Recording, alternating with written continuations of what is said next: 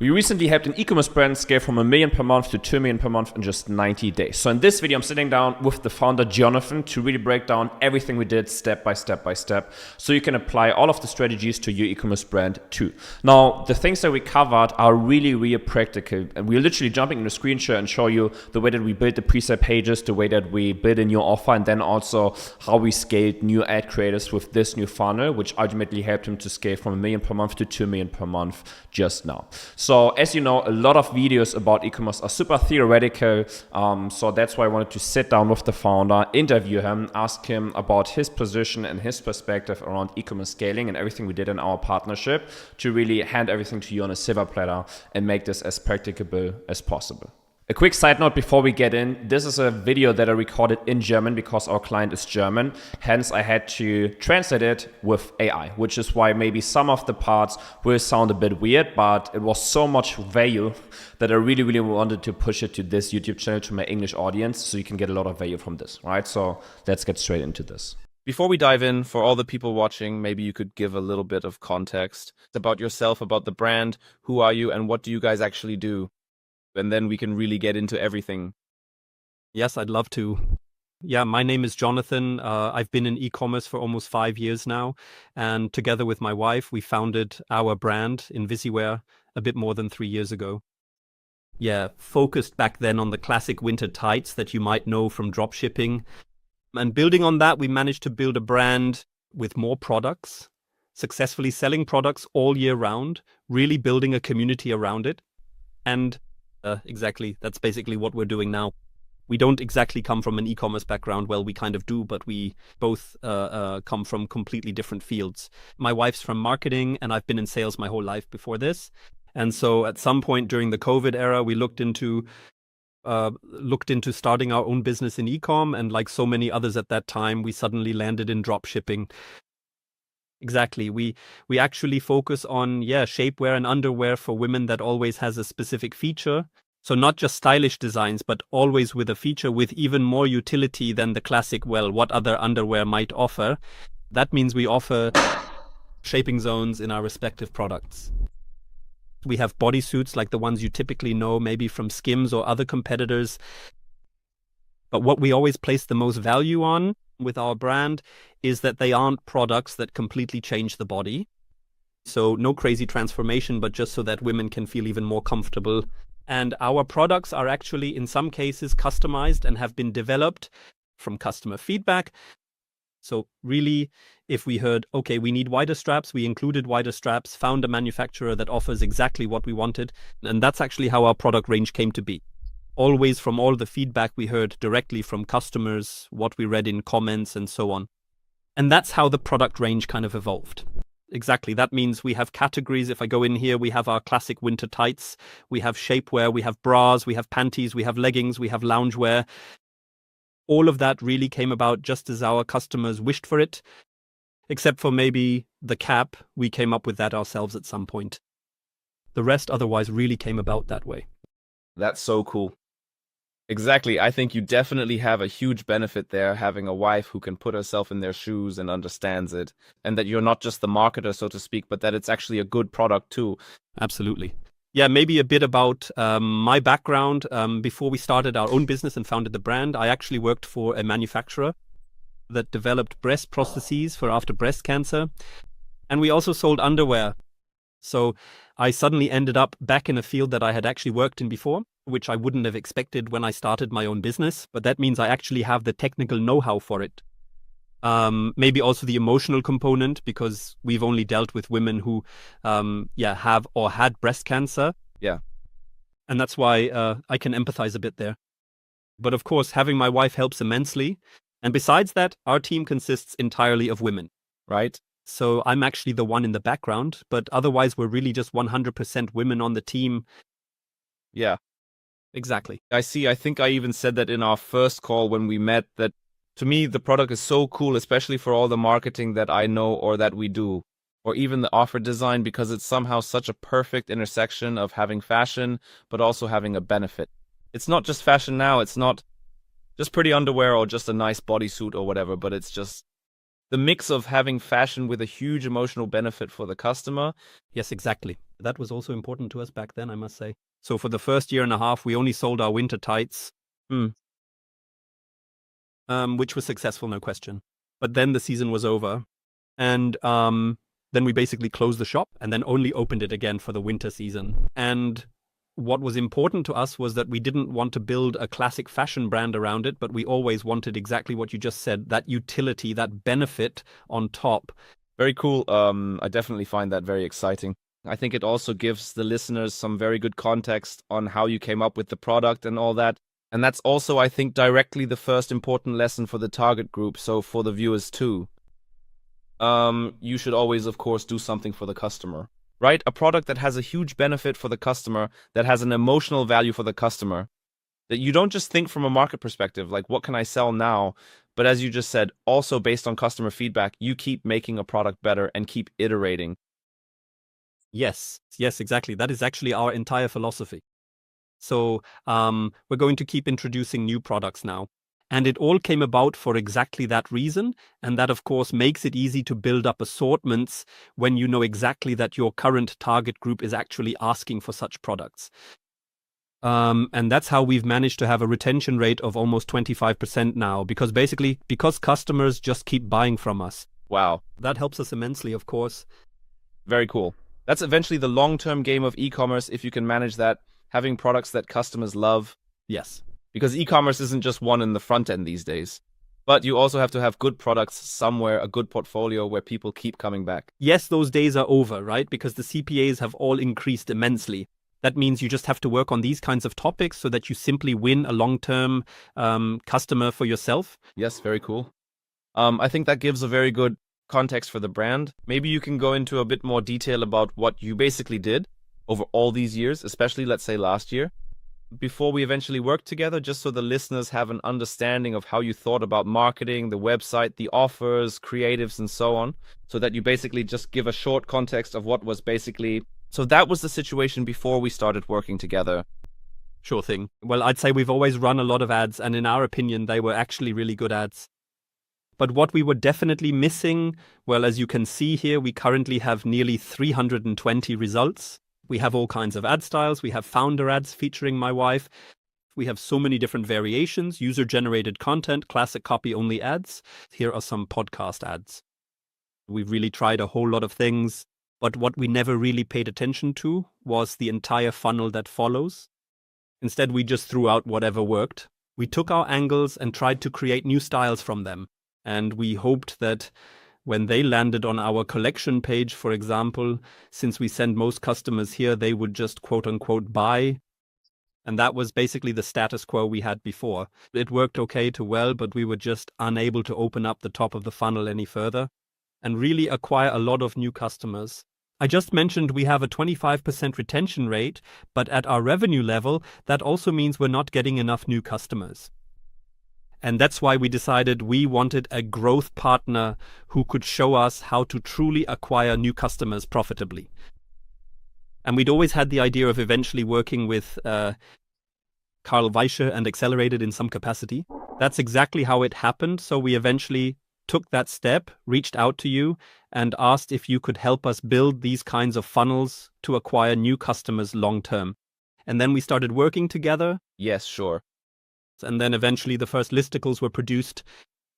It helped us immensely to understand the whole psychological approach, to understand our target audience even better, what they actually want, and what offer we need for them, so we can better engage the customer from creative development to the landing page and all the way to the after sale. And exactly, that also brought the corresponding success, so that by working with you, we definitely managed to double our revenue. Very cool. I'm glad to hear that.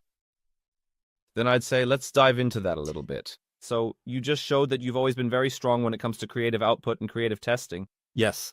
And then, as I understand it, to summarize for the listeners, you sent most of your traffic to a collection page. Exactly.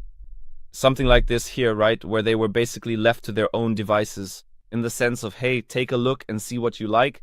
Then they probably just clicked through to the product page and were expected to buy, right? Correct, exactly. Exactly. Then please explain from your perspective what changed when you stopped running all those ads to a collection page and instead ran many ads that, then I'd say let's go straight to a listicle first. Exactly. It changed in the sense that we actually sent our really strong ads to an audience that might have been cold, but was totally overwhelmed by a collection page and consequently bounced quite often. So now we've sent our strong ads to a pre-sale page like this listicle here, which ensured that people naturally engaged with us for much longer. Maybe they didn't necessarily buy through this funnel, but then through the next ads that we're constantly blasting anyway. In the lower funnel, they eventually got those touch points so that they eventually became customers. So we managed to get a much, much better overview of our actual customers. Plus, that way, many more profitable new customers actually slipped in at the top. That has changed very, very significantly. That means the funnel from the collection page then gradually shifted more towards these kinds of listicles, which users would hopefully read through carefully and then clicked on to then end up either on a collection page again, or more often they actually landed on this special 2+1 or buy 2 get 1 free offer page. Yeah, okay, cool, makes sense. So that also means once again from, well, I talk about listicles all day on this channel anyway. Pre-sale pages, I'd say from your perspective, what does a listicle mean to you? What's the point of it? What are the biggest lessons you've learned in building them? Because you also tested a huge number over the few months we've been working together. So what are, let's say, the main, I'll call them golden nuggets that you can share? Well, I think it comes down to the structure will be the same in most cases. I mean, the technical structure itself, you can always work very, very, very, very well with that. What's crucial is all the research beforehand. Like really understanding what customers want to hear. What are the pain points the customer has? Those are the real desires that the customers have. To then translate that into the individual points to meet them at the right places. And we tested various listicles there, some that start with a clear pain point, but some that also start with a desire to offer a solution immediately. And a wide variety of those listicles actually worked. I think that was the most crucial part. I think just the research felt like it took 3 days.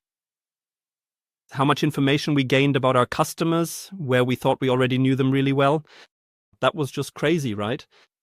So we gained a completely different insight into the people we thought were our customers, and we assessed them quite differently than how it actually turned out in the end based on what the research showed.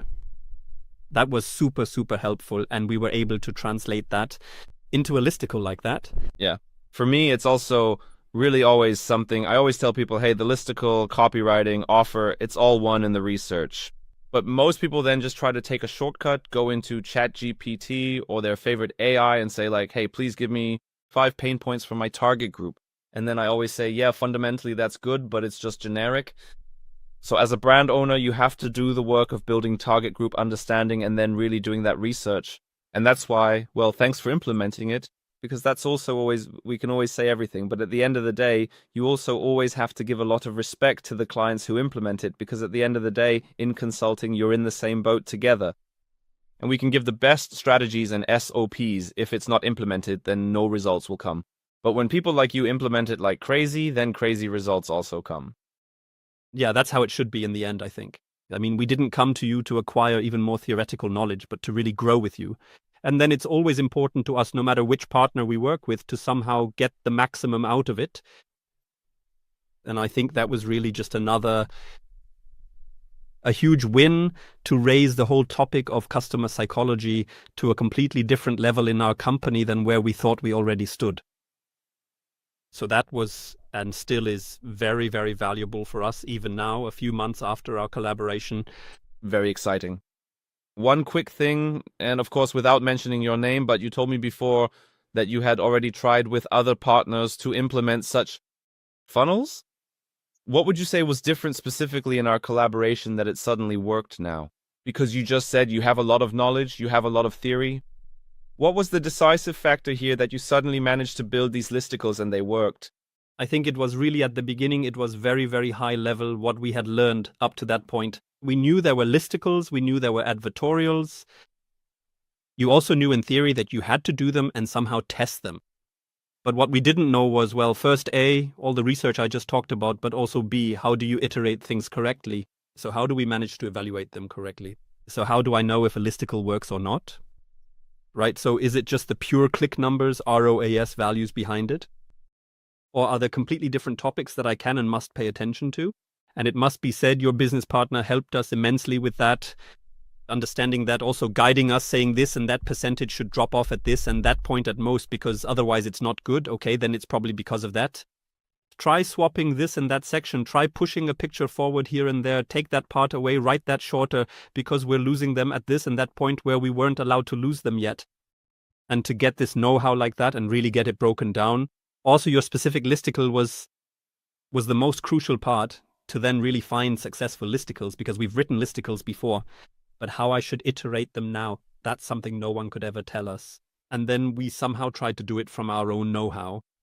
But of course, with the experience you have, it was super, super valuable. So basically just this kind of hand-holding through every single step from zero to target audience understanding, research, copywriting, building the whole thing, validating, and then at the end of the day, scaling and iterating. Absolutely. Absolutely. Exactly. So, and the target audience understanding goes beyond just saying, they always say you have to speak your customer's language, right? That's always easier said than done, right? But to really understand them, what truly drives your target audience? And what is it that they need to hear? Is it an audience that wants to be reached through emotions? Or is it an audience that clearly wants to be reached through facts instead? And that was, in copywriting, that was crucial for us in the end. But exactly going through these steps piece by piece, from the research to the finished landing page, down to the iteration of the individual steps, it was already very, very valuable. Very exciting. So as I said, looking at it from my perspective, at the end of the day, it's always the same template, starting with an announcement bar with urgency, a countdown timer. We have a good headline that, let's say, just grabs people so that they read it. And then it's simply always image, video, a GIF, short headline, text, 5 times over. And then right at the bottom, at the very bottom of the page, a very strong offer. So the template is actually always exactly the same. I mean, you can see it in the other case studies on the channel too. But then actually implementing it, that's where the catch is, of course. So you guys definitely did a cool job there. I think we've definitely talked enough for now about the general purpose of listicles. In the next step, I'd like to go into the offer a bit more, because I really think that finding an offer that actually works was a really big step. I keep saying this, most people just take their main product, put a little discount on it, and that's what they call their offer. Maybe you can tell us from your perspective, from a psychological point of view, what makes a good offer, what were the learnings, and what was your breakthrough offer? Yeah, so the offer we wanted to make was definitely to create an offer where the customer buys more than just one product to push our AOV up. That was just one of the main key points for us. But at the end of the day, it should, of course, be an offer that feels like a no-brainer. Of course, there are products you can buy in bulk, but there are also products where you theoretically only need one. But for us, it was crucial, especially with this product we're talking about, that it's a product a woman might have 2, 3, or 4 of in her closet, because she'll likely wear it often during the season, since it's a winter product. And then it's a pair of tights, and all women will know this, if you have some women on your channel too. Tights just break, and often after a short time. And so it was very obvious here to make an offer where customers buy at least one more product, or maybe even 2 more products. And exactly, we logically looked at the margins to see what works best here. But what we did on top of that wasn't just buy 2, get 1 free, but there was also a gift on top. And I think that was perhaps the decisive factor, because many people do buy 2, get 1 free. But for us, it was crucial. Okay, we offer additional value, and we then added a laundry bag on top. We don't have that on the current landing page anymore, but it was, it was actually a laundry bag, kind of like this one right here, the one you can see just like this. Yeah, a laundry bag, just like this one. Yeah. Which is specifically designed for tights, so that customers saw, okay, I'm not just getting 1 pair of tights for free, but I'm getting another gift for free too. That was the psychology behind it, making it clear to the customer, okay, you're not just saving 1/3 of the purchase price, but you're getting something that can extend the lifespan of the product you're buying from us if you use it intensively. I think that was the deciding factor in the end, that the offer itself actually worked out, because we had already tested this by 2, get 1 free offer quite a lot before. But what really boosted our conversion rate was the laundry bag. That's really interesting. So basically just adding a little mini gift on top was the deciding factor in the end. Absolutely. Interesting. But of course, it also shows once again how much you really just have to test and validate, right? So you really just have to test different listicles, different offers, price points, maybe throw in a gift, buy 2, get 1, or whatever, until you find one. And when you find one, then you go all in. Yes, exactly. And then you can really scale it up, right? As soon as it's just like that, when you reach a mass audience and most people respond to it, unfortunately, that's how it was for us. So we could really ramp things up. We've already gone through a lot of exciting things. I think there are also a lot of cool takeaways for the listeners. Maybe you can walk us through the collaboration from your perspective. We started talking at the end of September, beginning of October, and then launched in October. What did that look like? From your perspective, like the whole onboarding, the roadmap call, the first steps, maybe you can explain that a bit on a high level. And then especially very specifically, how was it really with the first listicles, scaling, and then the whole process from October through November and December? Okay, yeah, sure. So in the end, it was like, to be honest, I struggled with whether we should work together at that point or not, because I said, okay, wow, can we do this? Do we have enough time to somehow work together during Q4?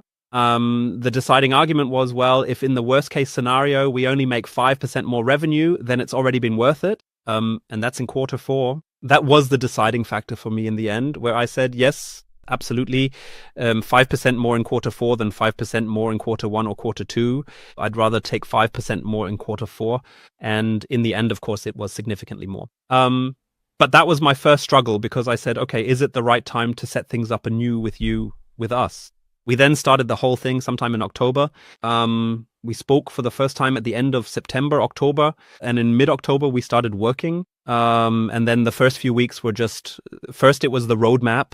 That means you looked into us, you looked into our brand, also looked into our target group, our competitors, and basically gave us a roadmap, what the next steps are in the coming weeks, clearly broken down with clear to-dos, when what should happen, which of course gave us a very, very good feeling and simply showed us how we will and can really work together with you over the next few months.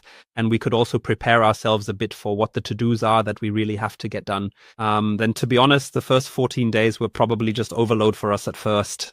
Extremely many new topics for us, but going very, very deep. And then all that research started, like I was saying, and to get everything set up technically, how we wanted to position ourselves and so on. We even assigned an employee specifically to it who was supposed to build landing pages and stuff, which we just didn't have before, right? So that meant there were basically new roles in our team that we could then hand these things off to, because we'd hired a new employee specifically for that, though she was only with us part-time. So that was the process. That means we had a roadmap, and then we were busy just like preparing the whole thing.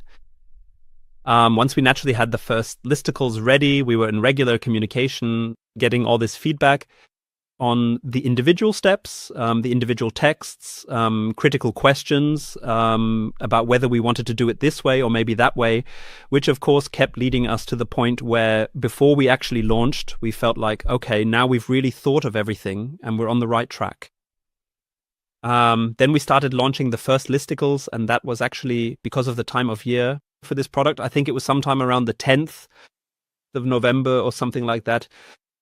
But that didn't necessarily have anything to do with the time that it took us so long. It just had to do with our product in the end, right? And then the first iterations happened just a week later, right? That means we sent traffic to it first. In addition to our classic traffic to the collection pages or the PDPs, we also started sending traffic there. And then exactly 1 week after launch, roughly, we iterated on the first things. Yeah, so when you say sending traffic, did you have, let's say, a certain daily budget for the campaigns where you said, okay, this is our testing budget to validate it, and then you scaled up to a larger budget? Maybe walk us through that process a little bit. Exactly. So usually at that time, we always did classic ABO testing to naturally just test our ads and see if they were hitting the mark. We usually tested those with a budget of around 100 euros. After the validated tests, I always put them into a CBO, and we eventually had those CBOs at a daily budget of nearly 10,000 euros, where about 50 to 60% of the traffic was also sent to the listicles. Yeah. Okay, interesting. So in the end, about half through the existing funnel and half through the new funnel? Right. Exactly. Yeah, that's cool. Maybe you can also put that in terms of revenue. You just said that you managed to scale up to, in some cases, 10,000 euros a day in ad spend. What does that mean in terms of the revenue you actually generated in November? Yeah. So 10,000 euros in ad spend was actually just for the CBO. So we finished November with nearly 2 million euros in revenue. And since that product group is the strongest for us in November, that was about 70 to 80% of the revenue that came just from that. I'd have to check exactly what went through the funnel 100%, but we can assume that a solid 6-figure sum went through that funnel alone. Incredible. That's intense. Very well done. Yeah, I mean, with our collaboration, right? So we were able to double it. The revenue, you can't forget that. So it's just, we were there for our standards. I thought we were doing quite well the year before, but this just showed once again how much potential was still in there. So what did you do the year before in that November? Almost 1 million. So you really just doubled it? Yes, exactly. Yeah. Yeah. Cool. Yeah. Really cool. December as well, actually. Wow. Okay, that's strong. Because I say it very often in the videos, like, yeah, you double your revenue. And I've already got the first videos where people have said that, but it's really cool, right? Yeah, it's really cool to see, when you approach it the right way. It just shows, how many possibilities you actually still have. And it's not like we expanded into other countries or used other channels, but we were actually able to get much more out of what we were already working with. Yeah, cool. Very cool. That's intense. Cool. I have 1 or 2 more points that I think are also exciting for the viewers. Before we do a bit of a roundup, many people always ask me, okay, hey, yeah, there's somehow so much to do. How much time do I need to have? Do I need to have a huge team? So maybe take us into that a little bit. You already said you do it with your wife and a few employees. What does it look like at the end of the day? Maybe how big is your team? How are the roles distributed? Who focuses on what, and how many people do you really need to achieve such a large scale? So we are 14 in total now, and some of them are also freelancers. Exactly. My wife and I founded the whole thing. Then we have a few people in customer support. That's actually the largest part of the majority of our team. We have 5 people sitting there who just handle the customer support.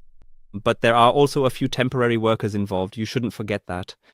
Then we have 2 great editors, video editors, because at this high scale, it's essential to just pump out a lot of ads.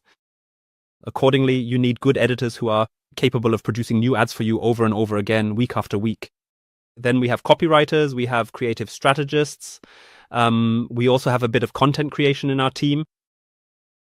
That's how our team is actually composed. So with almost 14 people with very different tasks, actually. It's not even like everyone is just specialized. We don't just have, she's not just a copywriter, but she might also do translations in the shop at the same time. Or we have a content creator who also takes over part of the newsletter marketing at the same time. So we're split up a bit because we're not such a big team yet. They all still have some, let's say, hybrid tasks, hybrid activities to do for us. And yet we still manage to work at that scale. Cool. Very cool. And let's say, summarized at the end, what are the 3 biggest things you're taking away now from the collaboration? Understanding the customer even better. So really investing the time and also investing it regularly, questioning it again and again, trying to understand people even better with surveys, to just really get to know the target group and to find the right words, the right pain points, and the right desires. I think that was the most crucial thing, because we saw how much time you should actually put into research to really understand it properly. Then to have a more cross-funnel mindset and not just simply ads converting, but rather to understand at which point I actually want to pick up my potential customer, to really guide them through the entire funnel. But also, of course, to be able to target the funnel much further up, to bring in a lot more cold traffic. That is the most important thing again. Plus, also not to neglect the after sale. So if you're running with a 60 euro AOV at the start, but manage to sell something else to 30% of your customers afterwards, then that's actually how you make your money in the end. Yeah, awesome. So, target group understanding, working with good funnels, and strong retention. Yes, correct. Very cool. I think those are the perfect takeaways to end the video with. If that's how it should be for you, then you've definitely achieved that with us. Yeah, very cool. Is there anything else you want to share? Maybe you can also briefly say where people can find you if they want to connect with you. Okay. Yeah. On Instagram, probably. I don't even know what my handle is. Jonathan Tan, definitely. We'll link it. Yeah, exactly. You should definitely be able to find me there. Exactly.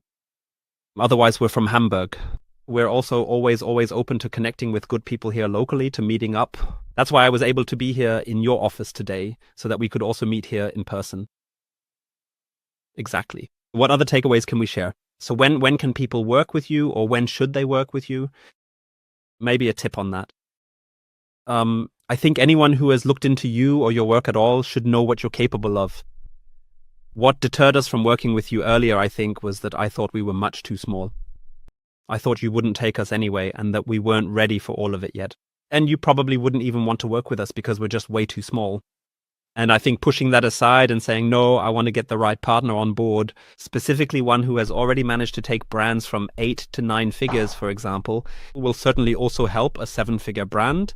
Maybe go from 7 to 8 figures, or from 7 to multiple 8 figures, because you simply have the right strategies at hand. I believe that if people are struggling anywhere to acquire new customers, then you are the right contact person.